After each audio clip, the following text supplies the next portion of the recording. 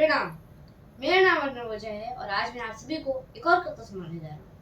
दरअसल ये कविता मेवाड़ के राजा रावल रतन सिंह और रानी पद्मिनी के उस बलिदानी जौहर के ऊपर आधारित है। तो दृश्य दृश्य इतना है कि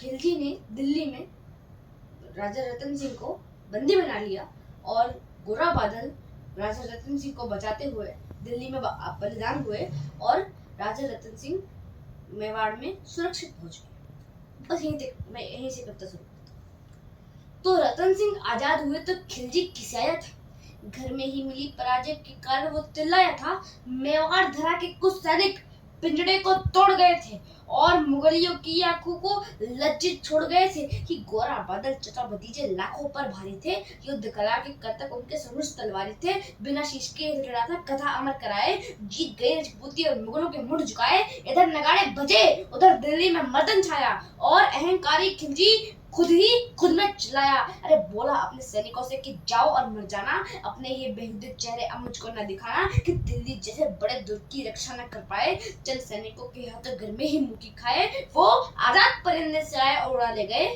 तुम तलवार न खींच सके वो राजा छुड़ा ले गए। तुम तलवार न खींच सके वो राजा छुड़ा ले गए।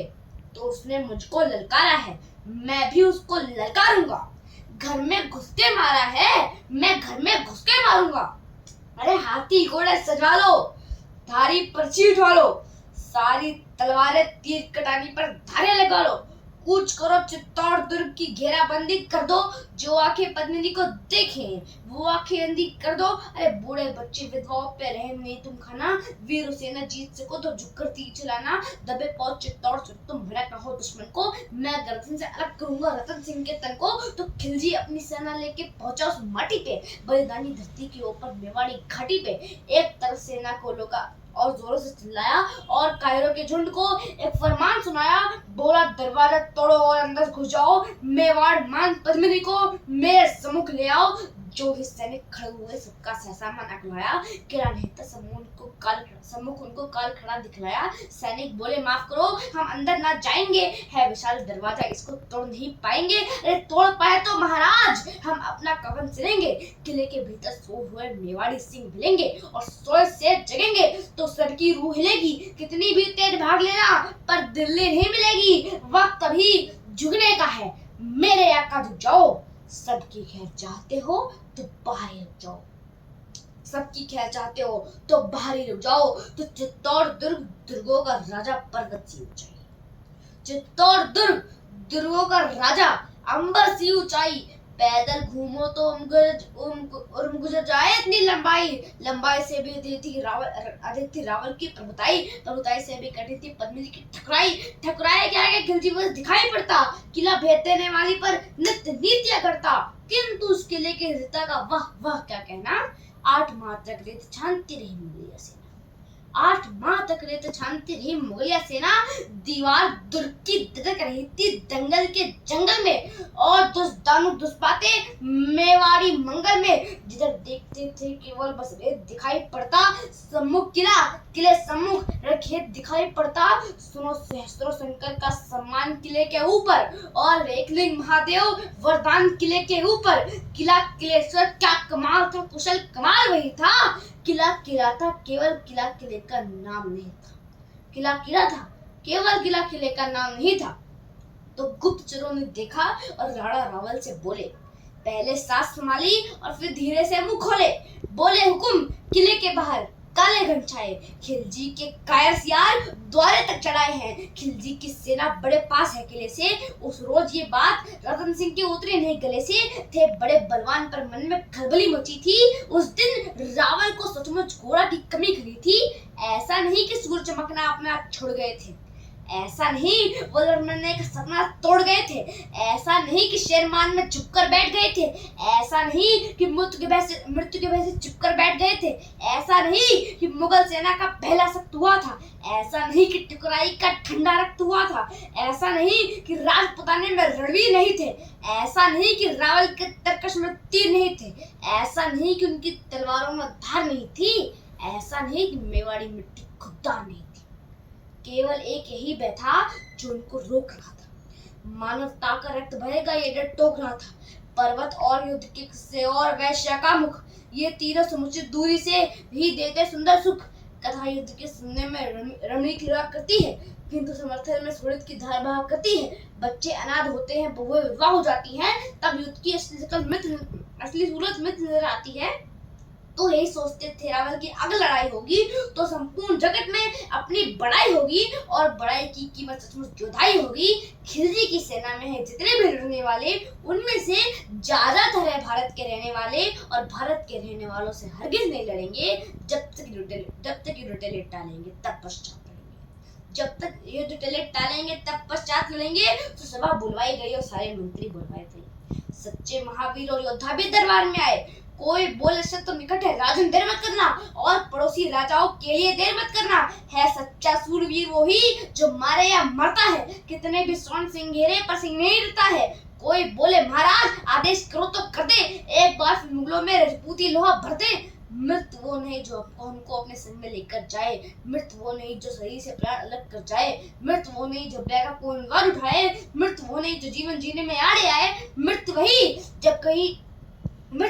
जब हम विपरीत परिस्थिति रह जाए, मृत वही जब कहीं हमारा स्वाभिमान मिट जाए। राजन क्षमा, पर कहता हूँ कौन मृत्यु होती है, शत्रु अगर ललकारे तो बस मौन मृत्यु होती है, और योद्धा की तलवार समर में चमत्कार करती है तो मृत्यु खड़ी होकर फिर उसका इंतजार करती है। रावल बोले चट्टानी उठाओ उससे संभालो, करो भुजाली कर्म और फिर दोहरी धार लगा लो। माना कि दुश्मन अधिक और हम सब संख्या में कम है, किंतु विजय वीर गति चुन लेने में क्या गम है। चलो खिलजियों की अंतिम अरदास मिटाकर आए, चलो समर में योद्धाई की आग लगाकर आए, चलो समर्दन में चलकर तूफानों से टकराए, चलो उन्हें योद्धाई वाला खेल खिलाकर आए, चलो उन्हें बता दे कि युद्ध कैसे जीते जाते हैं। 7 लाख से कुछ हजार किस दम पर टकराते हैं, 7 लाख से कुछ हजार किस दम पर टकराते हैं। तो पहले कफन बांध लो सर पे, फिर भगवा बनवाओ, इस जीवन के लक्ष्य को अपने अंतिम भेंट चढ़ाओ। अंतिम बार नमन करना वीरों इस माटी को, अंतिम बार नमन करना बलिदानी परपाटी को, अंतिम बार भवानी के चरणों में ढाल झुका लो, अंतिम बार सभी रिश्तेदारों को गले लगा लो, अंतिम बार करो दर्शन चित्तौड़ दुर्ग नावी का, अंतिम बार करो आवाहन एक लिंग स्वामी का, अंतिम बार एक दूजे को दे दो आज बधाई, अंतिम बार अंत तक लड़नी होगी तुम्हें लड़ाई। सब कुछ अंततः पर उसको अनंत कर डाला, पासाड़ी पतझड़ को झटके में बसंत कर डाला। मेवाड़ी दल संख्या में कम किंतु हौसले तागी, एक तरफ से लगन सभी को वीर गति की लागी। पुरुषों ने तो कफन और केसरिया संग बधाया, उधर रानियों ने भी सुंदर जौहर कुंड मनाया। ठाकुर ठाकुरानी पासाड़ी सीमा लांग रहे थे, एक दूसरे से मरने की आज्ञा मांग रहे थे। ठाकुर ठुकरानी पासाड़ी सीमा लांग रहे थे, एक दूसरे से मरने की आज्ञा मांग रहे थे, और योद्धाओं ने सर संभाले चीन धड़ी घोड़ों पर, माथे पे माटी लगवाकर हुई होड़ों पर होड़ लग गई। सबसे पहले जाके कौन मरेगा, सबसे पहले रक्त तिलक मिट्टी का कौन करेगा, सबसे पहले दुश्मन दल में जाके कौन नचेगा, सबसे पहले खिलजी की छाती पे कौन चढ़ेगा, सबसे पहले मातृभूमि का कौन दीदार करेगा, सबसे पहले मातृभूमि का कौन श्रृंगार करेगा। तो केवल मैं गूंज रही थी, हमको शब्द नहीं था, सब में ही हुंकार भरी थी, कोई निशब्द नहीं था।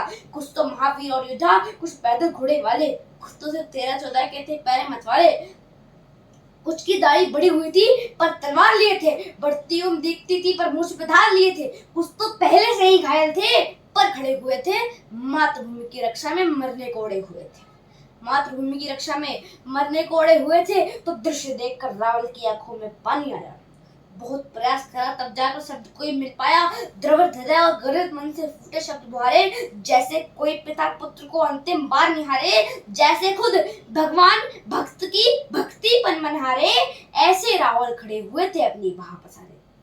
तो योद्धाओं तुम ही हो गौरव गान बचाने वाले, तुम ही हो मेवाड़ वंश का मान बचाने वाले, तुम ही हो रानी पद्मिनी की आन बचाने वाले, तुम ही हो सत्य सनातन का, तुम ही हो भरत वंश का यश गान बचाने वाले, तुम ही सत्य सनातन का यश गान बचाने वाले, नमन तुम्हें है पूरा हिंदुस्तान बचाने वाले, नमन तुम्हें है पूरा हिंदुस्तान बचाने वाले। तो राजपूत बोले राजन इसका अभिमान नहीं है, ये दायित्व तो हमारा है, कोई ऐसा नहीं है, अरे मातृभूमि है माई, तो माई के लिए लड़ेंगे, जिसमें खेले हैं और उस अंगनाई के लिए लड़ेंगे, ऐसे सनातनता की ऊंचाई के लिए लड़ेंगे, अटल राष्ट्र भारत की प्रभुताई के लिए लड़ेंगे, अरे किसी और के लिए नहीं, भाई के लिए लड़ेंगे, जग में भरतवंश की ठकुराई के लिए लड़ेंगे, जग में भरतवंश की ठकुराई के लिए लड़ेंगे। तो कल का सूरज चढ़ते ही आरंभ कीजिए राजन, एक लिंग की शपथ, युद्ध प्रारंभ कीजिए राजन, कल का सूरज देखेगा इन दिल वालों का जलवा,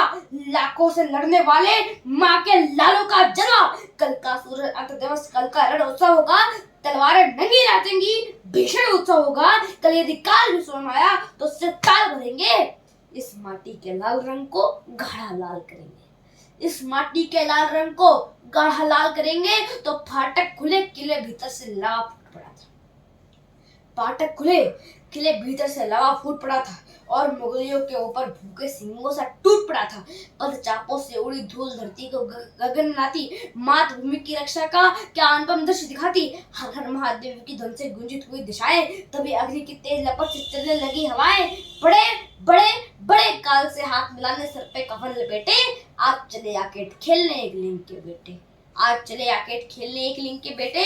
तो आसमान में बुने हुए बाड़ों को उगल रहा था और काल भी तीव्र गति से जीवन निगल रहा था, योद्धा अपनी योद्धाई का करतब दिखा रहे थे, मिट्टी और लाल हुए सोड़ित मिला रहे थे, उस रोज रणभूमि में कईयों मौतें मरती थी, तलवार ढाल से टकराती थी, टंकारें भरती थी, उस रोज दामनी भालों की नोकों से खेल रही थी, और कालिका स्वयं स्वर्ग से रक्त उड़ेल रही थी, और कालिका स्वयं स्वर्ग से रक्त उड़ेल रही थी। तो रावल की तलवार से तो बद्ध हो गई घड़िया, चारों तरफ दिखती थी बस रक्त सनी अंतरिया, कहीं कटे सिर पड़े हुए, कहीं पड़े मांस के टुकड़े, कहीं रक्त से सने अंग पर दिखते थे बिखरे बिखरे, कहीं गजानन घायल होके तस दिखाई देते, घोड़े कहीं बिना पैरों के पस दिखाई देते, कहीं कोई दरात पसारे पवन समान बहा था, कहीं कोई मृत्यु के भय से जीवन ढूंढ रहा था। तो स्वाभिमान की एक कथा रणमुक्त करी जाती है, उधर किले के भीतर भी एक जंग लड़ी जाती है, शाका इधर इधर जौहर, क्या तालमेल अलबेला, मातृभूमि की रक्षा में क्या हुआ खेल अलबेला, स्नान ध्यान के पात मात ने 16 श्रृंगार किए थे, वो सारे श्रृंगार मात ने अंतिम बार किए थे, पहला श्रृंगार वो सारे श्रृंगार मात ने अंतिम बार किए थे, तो सजी पद्मिनी माता संग 16,000 दीवानी, तभी हवाएं लगी बोलने जय जय मात भवानी, चली आज अलौकिक धन से चित्तौड़ी ठकुरानी, चली आज आकाश छेदने स्वयं पद्मिनी रानी, अब तक रण में राजपुतानी खेल आपने देखा, पर नहीं बुलाया जा सकता वो जौहर का लेखा, नहीं बुलाया जा सकता वो बलिदानी जलाओ को, नहीं बुलाया जा सकता वो 16,000 माओ को, नहीं बुलाई जा सकती वो कन्याओं की अटखेली, नहीं बुलाई जा सकती वो दुल्हन नई नवेली, नहीं बुलाई जा सकती वो गर्भवती योधानी, नहीं बुलाई जा सकती वो हे कहीं कभी पद्मिनी रानी। धन्यवाद। जय हिंद, जय भारत।